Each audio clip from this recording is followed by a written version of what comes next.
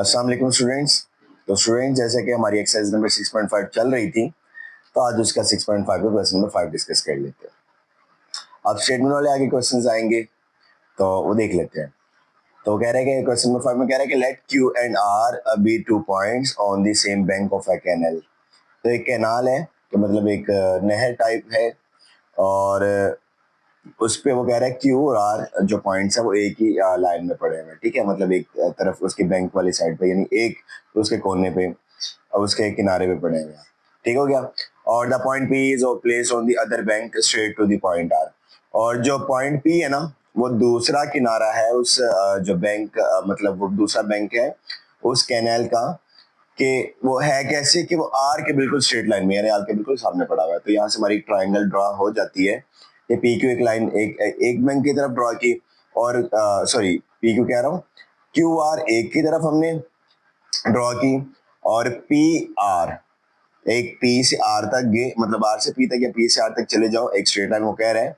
और वो कहाँ पे है, वो दूसरे बैंक में, तो वो दूसरे बैंक तक हम चले गए। ठीक है, और वहां से एक हमने एक लाइन ड्रॉ कर ली, तो वो हमारे पास पी से क्यू तक और क्यू से आर तक एक स्ट्रेट लाइन आ गई, और पी से आर तक एक स्ट्रेट लाइन आ गई, और हमने ये एक लाइन ड्रॉ कर ली। ठीक है, अच्छा ये गिवन है, ये बुक में गिवन है, ये एग्जैक्ट गिवन है, बस आपको समझाने के लिए कि ये किस तरह बनी हुई है, ये समझाने के लिए बात है।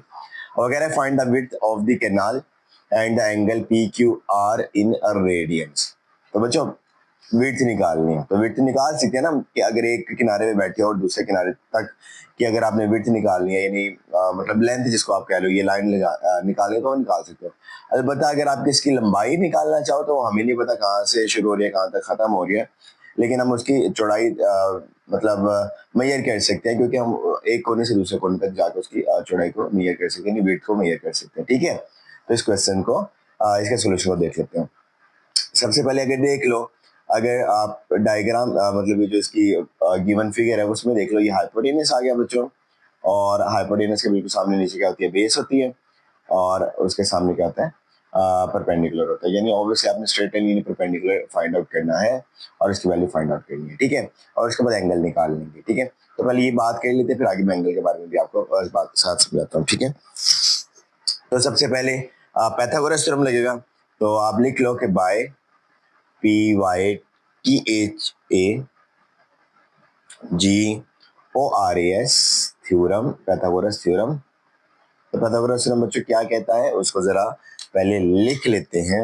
वो होता है हाइपोटेनियस का square is equal to base का स्क्वायर प्लस परपेंडिकुलर का स्क्वायर। तो पहले परपेंडिकुलर लिख लो, पहले बेस लिख लो, कोई मसला नहीं है, क्योंकि एडिशन में कम्यूटेटिव लॉ होल्ड करता है। ठीक है बच्चों, अब अगर नेक्स्ट देखिए हाइपोटेनस, तो हाइपोटेनस की वैल्यू कितनी दी हुई है, 13, तो 13 का लिख लिया, स्क्वायर लिख लिया।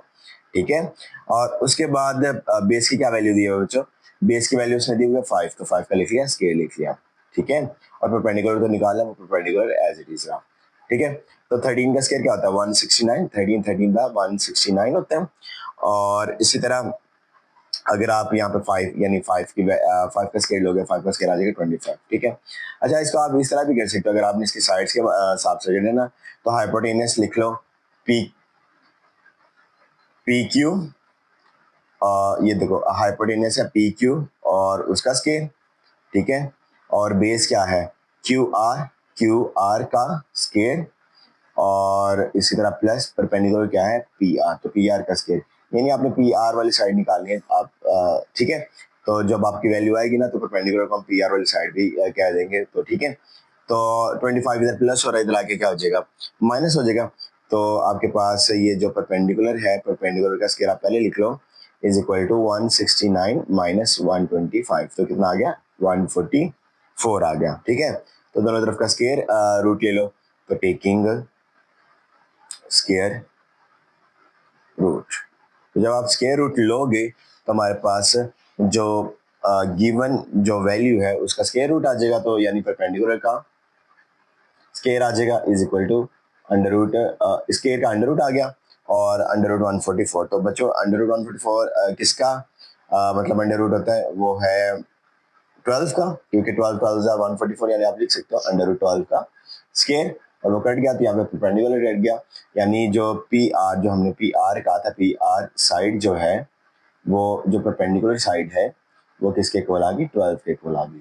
तो उसने वैसे नॉर्मली इसका जो है लेंथ में मीटर्स, वैसे मीटर में लिख लो, मीटर में लिख लो, क्योंकि वैसे उसने नहीं दी हुई तो आप इसको मीटर में लिख लो, क्योंकि आई गेस इसका बुक क्या जो पीछे आंसर है ना वो मीटर्स में, तो आप इसको मीटर्स में लिख लो, ठीक है। तो अगर ना भी लिखो तो भी ठीक है, कि मतलब कि क्या इसकी लेंथ है, कि यूनिट नहीं लिखा हुआ उसने, बट ओके ठीक है, उसने ये बता दिया, ठीक है। अब इसका क्या निकालना है बच्चों, अब इसका एंगल निकालना है। अब एंगल एडजेसेंट, एंगल कैसे निकलता है उसको देख लेते हैं। तो बच्चों एंगल पी क्यू आर निकालें, यानी पी क्यू आर, तो यानी क्यू सेंटर में है, तो जो सेंटर में चीज होती है, यानी जो वैल्यू सेंटर में होती है, जो नंबर सेंटर में होता है, जो डिजिट सेंटर में होता है, जो भी आप इसको कह लो, उसके ऊपर एंगल बनते हैं, यानी क्यू के ऊपर एंगल बन रहे हैं। तो यानी हमने निकालना है एंगल पी क्यू आर। तो पी क्यू आर पे क्या एंगल है बच्चों, वो निकालने का तरीका है, उसकी एडजेसेंट साइड ले लो और उसके एक ऑपोजिट साइड ले लो। तो ऑपोजिट साइड तो ये फिक्स होगी कि ये हमने ऑपोजिट साइड लेनी है, जिसकी वैल्यू हमारे पास आ गई है 12, ठीक है। अब अब बात आ गई एडजेसेंट साइड कौन सी लेनी है, आप ये वाली ले लो या ये वाली ले लो, ये दोनों इसकी साइड है ना, एडजेसेंट साइड है, ये भी इसकी एडजेसेंट साइड है, ये भी इसकी एडजेसेंट साइड है। ये वाली लेनी है ये ले लो, ये वाली लेनी है ये ले लो, ठीक है।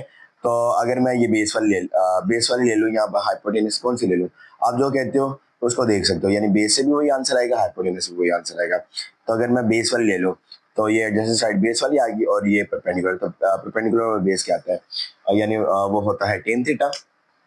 तो यहाँ पे लिख लो कि हमारे पास टेन थीटा किसके इक्वल होता है, टेन थीटा होता है परपेंडिकुलर ओवर बेस के, ठीक है।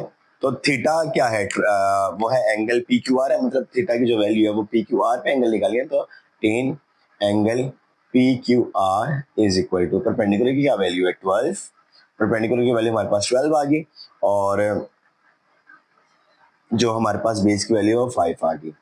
तो 12 को जरा 5 में डिवाइड कर लो, तो इसको पहले डेसिमल में देख लेते हैं। तो 12 डिवाइडेड बाय 5, तो 2.4 हमारे पास इसका आंसर आ गया, ठीक है। तो इसका आंसर आ गया 2.4, ठीक है। तो अभी तो ये सिंपल टेन और वो साथ एंगल का आंसर है, लेकिन मैंने तो एंगल निकालना ना, और एंगल निकालने के बाद भी एंगल को रेडियन में भी कन्वर्ट करना है। तो यहाँ पे लिख लो कि एंगल पी क्यू आर, यहाँ पे टेन है, वहां पे जाके टेन का इनवर्स हो गया, तो टेन इनवर्स 2.4 आ गया। तो टेन इनवर्स 2.4 देख लेते हैं, यहाँ पे पहले लिखा टेन का लिख लिया इनवर्स और 2.4, तो आ गया 67.38 डिग्री। तो इसका आंसर आ गया 67.38 डिग्री में इसका आंसर आ गया। लेकिन ये तो आंसर डिग्री में है ना, हमने इसको कन्वर्ट करना है रेडियन में। तो angle P Q R is equal to, इसको रेडियन में कन्वर्ट करने के लिए क्या करना पड़ेगा, 67.38 को मल्टीप्लाई कर देना पड़ेगा पाई ओवर 180 से, ठीक है। तो अब क्योंकि पीछे जो आपके पास गिवन आंसर अब मतलब पाई में नहीं है, वो सिंपली डेसिमल में है। तो आप देखो 67.38 है, इसको पहले मल्टीप्लाई करोगे पाई से, तो पाई की वैल्यू क्या होती है, यहाँ पे चलो डायरेक्ट पाई लिख लो, तो ये 211.6 यहाँ पे आंसर आ गया 211.68 और डिवाइड बाई 180, ठीक है। तो ये आंसर आ गया रेडियन में, तो रेडियन में यह आंसर आ गया। तो इसका आंसर 211.68 डिवाइड बाई 180 रेडियन में आ गया, ठीक है। अब इसको 180 पे बच्चों डिवाइड कर लो, तो angle P Q R is equal to, अगर इसको डिवाइड कर लो, जो आंसर आया हमारा, जो आंसर आया उसको 180 पे डिवाइड कर लो, तो आपके पास आंसर आ जाएगा 1.17। तो आंसर आ गया 1.17, और रेडियन में ये हमारे पास इसका आंसर आ गया, ठीक है। तो उसने कहा था रेडियन में आंसर निकालना, तो हमने इसका रेडियन में आंसर फाइंड आउट कर लिया, ठीक है बच्चों। अब क्वेश्चन नंबर 6 की तरफ चलते हैं। अब क्वेश्चन नंबर 6 ना बड़ा interesting, calculate the length x in the adjoining figure. तो ये जो एक फिगर दी हुई है जिसमें दो ट्राइंगल्स बनाई हुई हैं, अच्छा तो इसकी जो ये x वाली साइड है ना, ये साइड, इसका हमने लेंथ निकालनी है, ठीक है बच्चों। तो सबसे एक आप यहाँ पे इंटरेस्टिंग जो फैक्ट चेक करो, ये याद है ना, ये 90 डिग्री को रिप्रेजेंट करता है। यानी अगर ये ट्राइंगल आप देखो, तो अगर आपको ये 90 डिग्री नहीं लग रही, तो उसने ये बताया कि यहाँ पे 90 डिग्री का एंगल बना हुआ है, यानी ये भी राइट एंगल ट्राइंगल है और ये भी राइट एंगल ट्राइंगल है। तो अगला फैक्ट यहाँ पे देखो बच्चों, अगला फैक्ट ये है कि ये अगर ये एंगल यहाँ पे बना हुआ है तो यानी ये आ गया परपेंडिकुलर और ये आ गया हाइपोटेनियस और ये आ गई बेस। ठीक है, ये यानी ये बेस और हाइपोटेनियस की वैल्यू दी है, परपेंडिकुलर निकालना है। अब इसे अगला फैक्ट देख लो कि ये एक ट्रायंगल है। अब ये ट्रायंगल में ये जो इसकी परपेंडिकुलर की वैल्यू है वो इसकी हाइपोटेनस की वैल्यू है, और जो आंसर हम निकालेंगे जो मतलब जो भी सॉल्व करके ना ये साइड निकालेंगे क्योंकि ये साइड कॉमन है ना, इस साइड ये साइड इस ट्रायंगल को भी पूरा कर रही है और ये साइड इस ट्रायंगल को भी पूरा कर रही है। ठीक है, तो ये साइड दोनों ट्रायंगल्स को पूरा कर रही है, तो ये साइड जब निकल आएगी तो इस साइड के हिसाब से इस ट्रायंगल को सॉल्व करेंगे, राइट एंगल ट्रायंगल को, तो इसकी एक्स की वैल्यू निकल आएगी। सबसे पहले मैं ये साइड सॉल्व करता हूँ जिसमें 2 वैल्यूज दी है, तीसरी वैल्यू निकालनी है। तो क्योंकि ये बना हुआ एंगल यहाँ पे बना हुआ है तो मतलब ये परपेंडिकुलर है और ये हाइपोटेनस है तो ये बेस है। तो अगर मैं सोल्यूशन में लिखूं पाइथागोरस थ्योरम की मदद से, तो बाय पाइथागोरस थ्योरम, तो बच्चों उसके मुताबिक क्या है, ये जो AD है, AD इसका स्केयर लिख लिया, मतलब ये जो AD और लेंथ है, लेंथ का स्केयर लिख लिया इज इक्वल टू AB की लेंथ, मतलब AB वाली साइड का स्केयर प्लस BD का स्केयर। ठीक है, तो हमने BD की साइड निकालनी है। ठीक है बच्चों, तो देख लेते हैं AD की वैल्यू कितनी है 17, तो 17 का लिख लिया, स्केयर लिख लिया। AB की वैल्यू कितनी है, AB की वैल्यू है 10, तो 10 का लिख लिया, स्केयर लिख लिया, और BD हमने फाइंड आउट करना है। ठीक है, तो 17 का स्केयर आप अगर कैलकुलेटर से देखो तो 17 का स्केयर होता है 289। ठीक है, अगर आप देख भी लो, यहाँ देखना जरा, तो 17 मल्टीप्लाई बाय 17 तो आ गया 289, तो इसका आंसर आ गया 289। और ये BD 10 का स्केयर है, 10 का स्केयर इधर प्लस और इधर आके माइनस हो गया, तो 10 का स्केयर होता है 100, तो इधर आके 100 माइनस हो गया, तो BD का स्केयर आ गया। ठीक है बच्चों, तो BD का स्केयर हमारे पास सिंपली हमारे पास आ गया 189। ठीक है, और 189 को सॉल्व करने पहले तो इसका हमें 189 नहीं चाहिए क्योंकि हमें इसकी लेंथ चाहिए, इसका स्केयर नहीं चाहिए। तो टेकिंग स्केयर रूट, तो बच्चों जब स्केयर रूट लोगे तो हमारे पास आ जाएगा BD का square root is equal to under root 189। ठीक है, तो ये कट जाएगा। अब बच्चों एक बात जो यहाँ पे देखने वाली है कि 189 किसी चीज का स्केयर रूट नहीं होता। ठीक है, लेकिन आप इसको ना कुछ इस तरह करके तोड़ लो कि किसी एक नंबर का स्केयर बन जाए, और अगर मैं इसको देखूं कि कोई एक नंबर जिसका स्केयर बन सकता है, अगर 3 का स्केयर क्या होता है 9, तो 9 को अगर मैं मल्टीप्लाई करवाऊं किससे, 9 221 से मल्टीप्लाई करता हूँ, तो 9 को 21 से मल्टीप्लाई करवा दिया 189 आ गया। अब 9 तो स्केयर रूट हो जाएगा, 9 का स्केयर रूट हो जाएगा 3 का आंसर आ जाएगा वो इसका स्केयर रूट, और ये under root 21 as it is आ जाएगा हमारे पास। ठीक है, तो यहाँ देखना कि जो BD की लेंथ है अब वो तो आ गई, अब यहाँ पे इसको ऐसे तोड़ लो। अच्छा ये लेंथ है ना तो इसलिए प्लस माइनस नहीं आएगा, तो 9 मल्टीप्लाई बाय 21, तो BD कितना आ गया, उसकी लेंथ कितनी आ गई, अंडर रूट 9 सेपरेट कर लिया और अंडर रूट 21 सेपरेट कर लिया। अंडर रूट 9 बच्चों उसका आंसर क्या होता है 3 होता है, और under root 21 as it is आ गया, यानी ये जो ये साइड है इस साइड का आंसर क्या आ गया 3 अंडर रूट 21, और साथ में 21 और साथ में वैल्यू अगर उसने सेंटीमीटर, क्योंकि उसने गिवन आंसर दिया हुआ है यूनिट दिया हुआ है सेंटीमीटर में लिख लिया। ठीक है, अब आधी बात हमारी हमने फाइंड आउट करनी है ना, ये एक्स की लेंथ, तो एक्स की लेंथ फाइंड आउट करने के लिए अब देखो यहाँ पे एंगल बना हुआ है। अब यहाँ पे अगर एंगल 90 डिग्री बना हुआ है तो ये परपेंडिकुलर हो गया, और ये बेस हो गया, और ये हाइपोटेनस हो गया, यानी यहाँ पे हाइपोटेनस की वैल्यू आ गई, और इन दोनों का स्क्वायर को प्लस करेंगे तो ये आंसर आएगा, यानी इसका मतलब, तो यानी जैसे अभी पीछे किया ना सेम उसी टेक्निक से इसको भी सॉल्व कर लेते हैं। ठीक है, तो अब हमारे पास है कि BD का square is equal to BC का स्क्वायर और CD का स्क्वायर, यानी BD का square is equal to BC का स्क्वायर और प्लस CD का स्क्वायर। ठीक है, तो BD का स्क्वायर तो अभी हमने फाइंड आउट किया ना, वो क्या है 3 अंडर रूट 21, तो 3 अंडर रूट 21 लिख लिया और इसका ले लिया स्क्वायर। ठीक है, BC वो तो निकालना है, मेन इसके लिए सॉल्व करें तो x का स्क्वायर आ गया प्लस CD का स्क्वायर, यानी वो क्या है 8, उसका ले लिया स्क्वायर। तो बच्चों इसका स्क्वायर लिया, 3 का स्क्वायर होता है 9, और 21 का अंडर रूट कट गया तो सिंपली 21 आंसर आ गया, और x का स्क्वायर वो तो एज इट इज आएगा, और 8 का स्क्वायर क्या होता है 64, तो 9 और 21 9 21 सर 189 होता है ना, तो यहाँ पे लिख लिया। अभी पीछे जब सोल्व करते तो 189, ठीक है। 64 इधर प्लस चला, इधर आके माइनस हो जाएगा, तो एक्स का स्क्वायर एज इट इज आ गया। अब इसका आंसर आ गया 125, ठीक है ना। 189 में 64 माइनस किया तो कितना आ गया 125। तो 125 पता है ना, अगर आप यहाँ पे लिखो टेकिंग स्क्वायर रूट, ठीक है बच्चों। तो बच्चों यहाँ पे इसकी स्क्वायर रूट, यहाँ पे अगर दोनों तरफ स्क्वायर रूट लिख लो, ये स्क्वायर रूट इधर भी लिख लो और इधर भी लिख लो, ठीक है। तो ये स्क्वायर रूट कट गया और x की वैल्यू इसको 125 कैसे आता है, 5 मल्टीप्लाई बाय 5 मल्टीप्लाई बाय 5, तो x 5 का स्क्वायर आ गया और under root 5 as it is आ गया, तो ये कट गया, तो x equal to 5 under root 5 और साथ में सेंटीमीटर में x की वैल्यू का आंसर हमारे पास आ गया। तो मेन हमने x की वैल्यू निकालनी थी ना, तो x की वैल्यू का बच्चों सिंपली हमारे पास ये आंसर आ गया, ठीक है। तो यानी हमारे जो मेन कंसर्न था x की वैल्यू का, तो हमारे पास कितना आ गया 5 अंडर रूट 5, ठीक है, और साथ में सेंटीमीटर लिख लो, ठीक है बच्चों। तो अगर आप आज के नोट्स डाउनलोड करना चाह रहे हैं लेक्चर के, तो डिस्क्रिप्शन में आपको लिंक मिल जाएगा, आप आसानी से जाकर वहाँ पे नोट्स डाउनलोड कर सकते हो। और अगर आप हमारे चैनल पे नए हैं तो हमारे चैनल को सब्सक्राइब भी कर लें, ठीक है बच्चों। तो क्वेश्चन नंबर 7 की तरफ चलते हैं। अभी डायग्राम उसने गिवन, मतलब ये जो फिगर है उसने गिवन नहीं दी हुई, इसको बनाएंगे, सीखेंगे कैसे बनाने। तो कभी आपने देखा हो सीढ़ी, कभी आपने देखा कि सीढ़ी, अगर आप एक जो लैडर है सीढ़ी है उसको चढ़ने के लिए, दीवार पे चढ़ने के लिए, तो उसके साथ इस तरह करके टेढ़ा करके लगाते हैं, ऐसा नहीं करते सीधा करके लगाते हैं और दीवार पे चढ़ने लग जाते हैं, टेढ़ा करके लगाते हैं ना।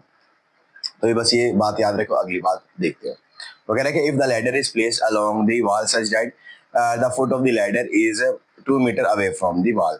तो कहते हैं कि सीढ़ी है, ये दीवार है, इसको समझ लो ये दीवार है, और एक सीढ़ी हमने लगाई दीवार के साथ, इस तरह लगाई कि जो सीढ़ी का फुट था, यानी वो नीचे वाला जो हिस्सा है वो दीवार से कितने मीटर दूर है बच्चों, 2 metre away from the wall है, ठीक है। और if the length of the ladder is 8 metre, तो जो लैडर है, ये जो सीढ़ी है, इसकी लेंथ अगर 8 मीटर हो तो find the height of the wall. तो हमने ये फाइंड आउट करना है, यानी एक्स की वैल्यू फाइंड आउट करनी है, ठीक है। तो ये परपेंडिकुलर हो गया बच्चों, और ये बेस हो गया, क्योंकि निचला हिस्सा बेस उसको कहते हैं, और ये हाइपोटेनस जो टेढ़ी लाइन होगी, ठीक है। सेम पाइथागोरस थ्योरम की मदद से इसको भी सॉल्व कर लेते हैं, ठीक है।